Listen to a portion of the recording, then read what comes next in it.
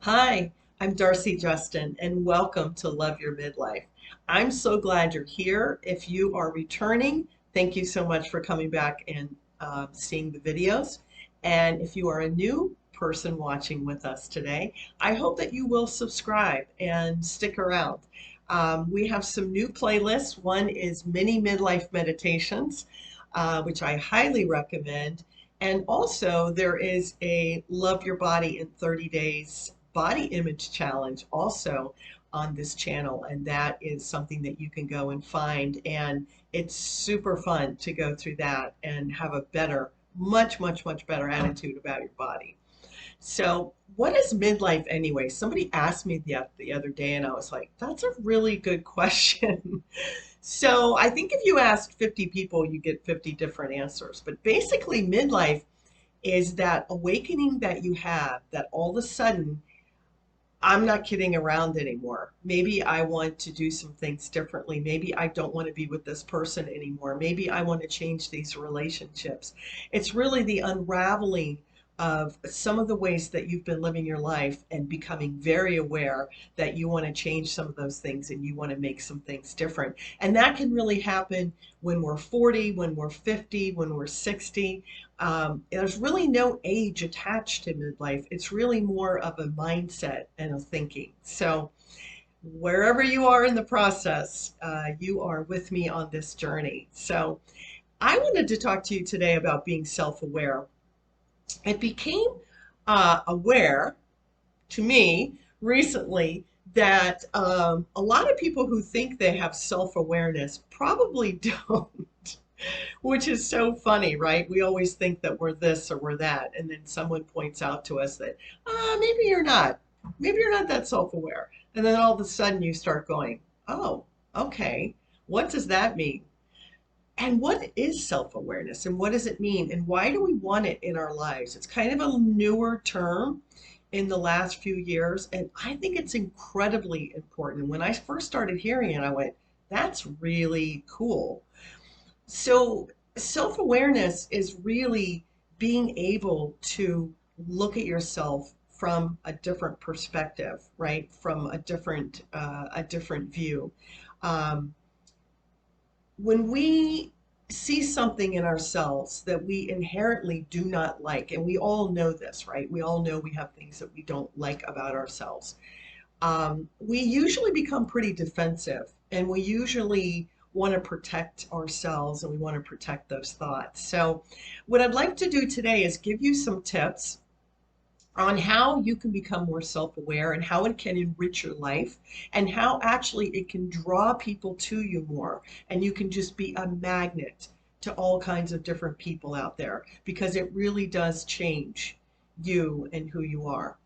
So, self awareness is the ability to look at your own words, your own thoughts, your own actions from an outside perspective, right? It's lifting up out of the muck and going, oh, okay. Um, yeah, it's to see yourselves as others see you.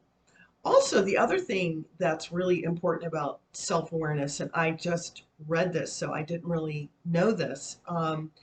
It's also really important that you're very honest and raw about your emotions. That's a really important part of self awareness.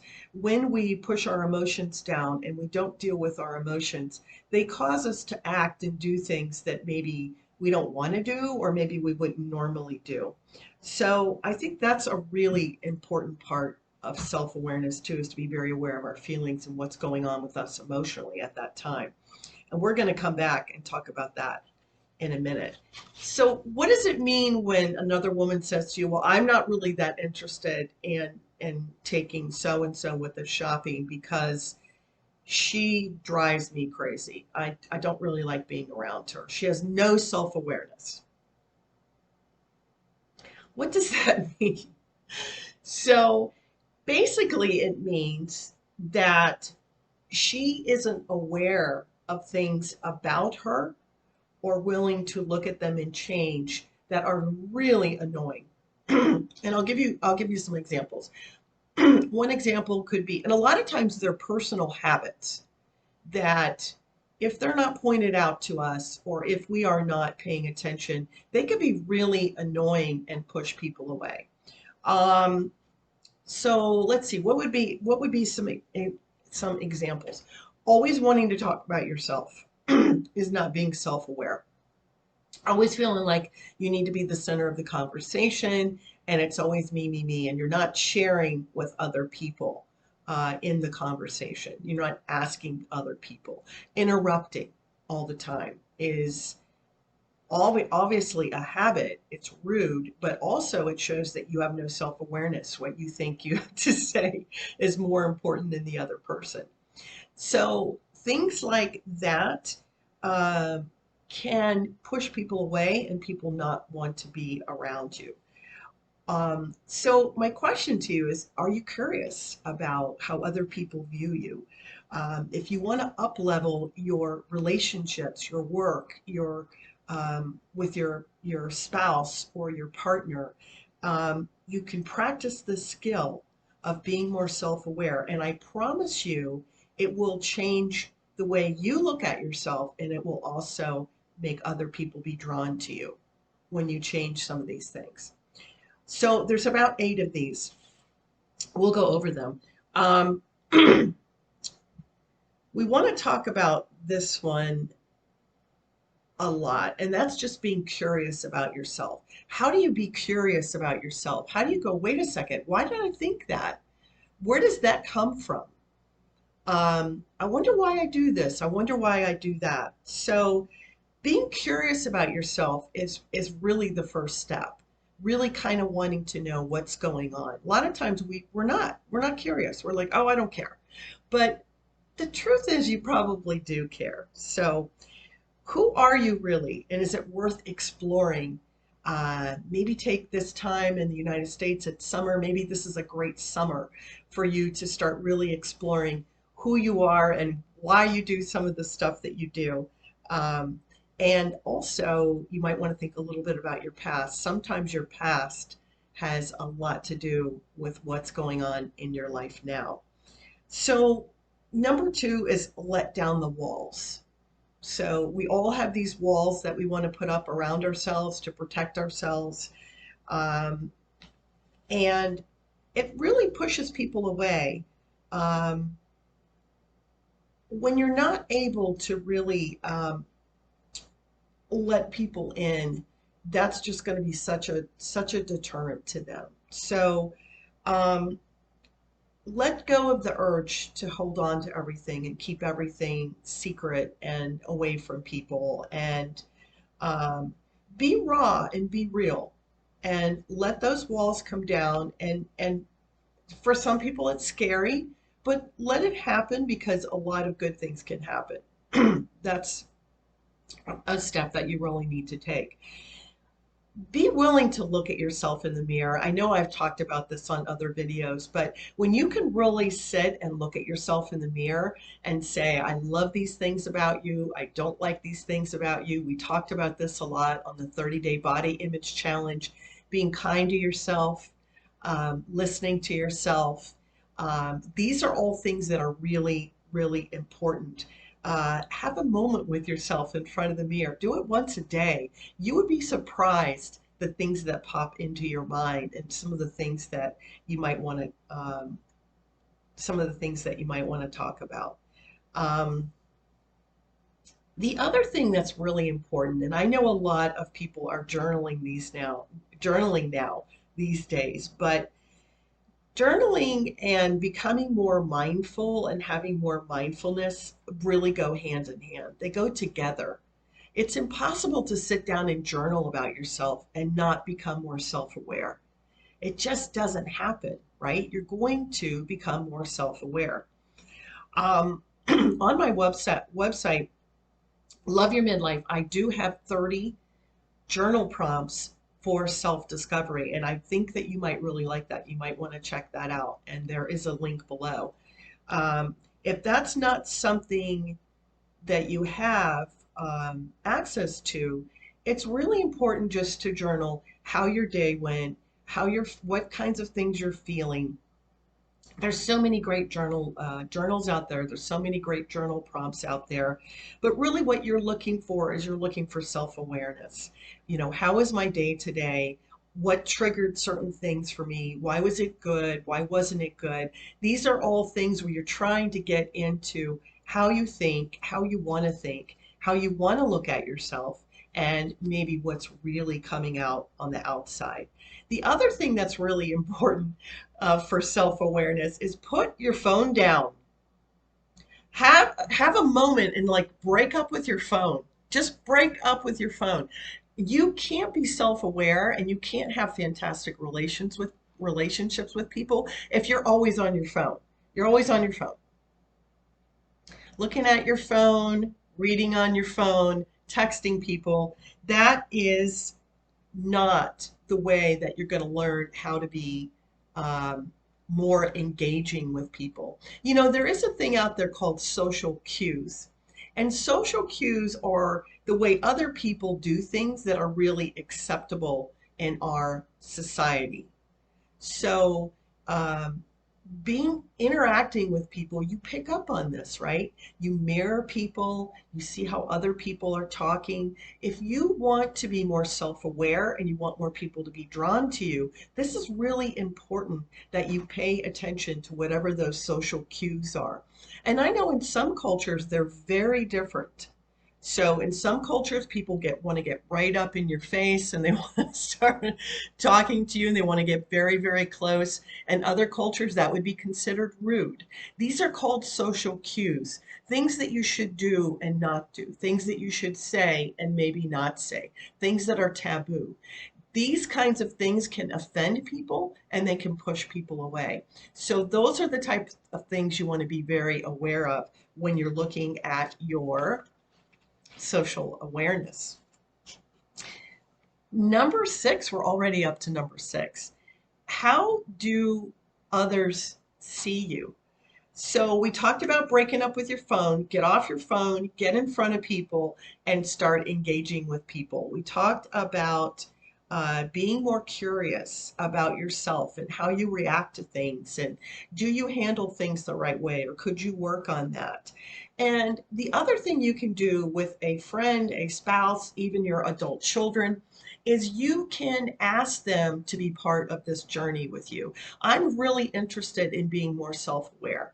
And I guarantee you, if you have adult children, they are very aware of what this means. And I would love for you to tell me things that I do that you find annoying, that cause a stumbling block in our relationship. Maybe you're not honest all the time. Somebody might really have an issue with that. Going back to interrupting, going back to you're never on time.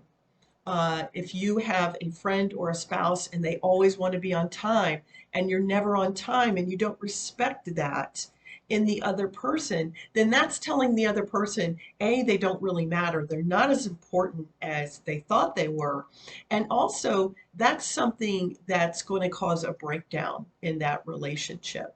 So being self-aware is knowing what other things mean to other people. It's also reaching out to those people that are important in your life and saying, what is it that I do and I don't do? Or could you tell me when I do that? Could you point that out to me when that happens? And I think you'll be really surprised how much that brings value into that relationship. Or maybe it's your workplace.